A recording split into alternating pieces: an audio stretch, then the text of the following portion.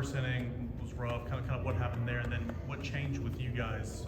Maybe the battery, maybe Frank moving on from that.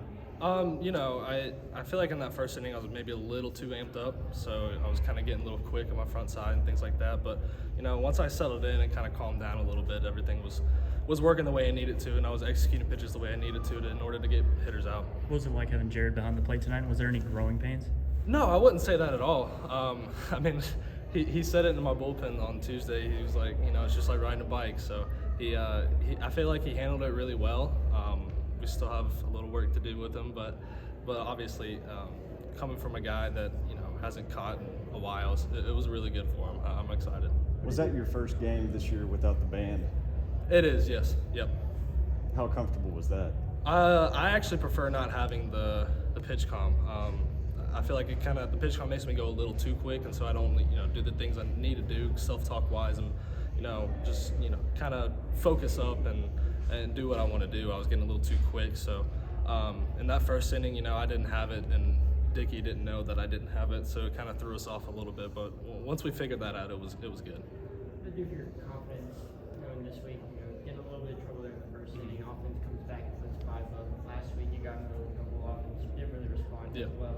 What did it do for your confidence today? Yeah, it definitely boosts any pitcher's confidence when the hitters are hitting.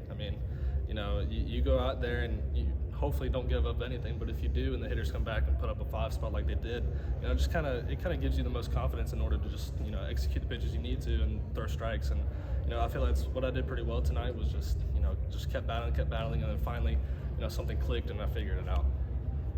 Not having your best stuff in the first inning, but then you go to the home half of the first inning and they put 5 spot on the board. Yeah. How great does that make you feel knowing you go back out and you've got some runs to kind of help you out? Yeah, it's a great feeling for sure. Like we said, it just kind of builds a confidence in the pitcher. That your hitters are going to hit and they're going to be behind you. And not only that, but it also carries throughout the rest of the game. For the guys playing defense, if they're having a bad day at the plate, hopefully they don't take it out there with them. But sometimes it happens. So if they're hitting a lot and stuff like that, they're going to take that out there with them and hopefully play really good defense.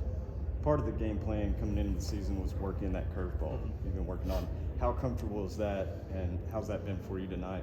Yeah, I've got a lot more comfortable with it. It was really, really good tonight. It kind of threw them off because so much, it's not as hard as my other pitches, so it kind of messes with their timing. And that's kind of the whole purpose of the pitch is just maybe steal a strike here and there, maybe throw off their timing.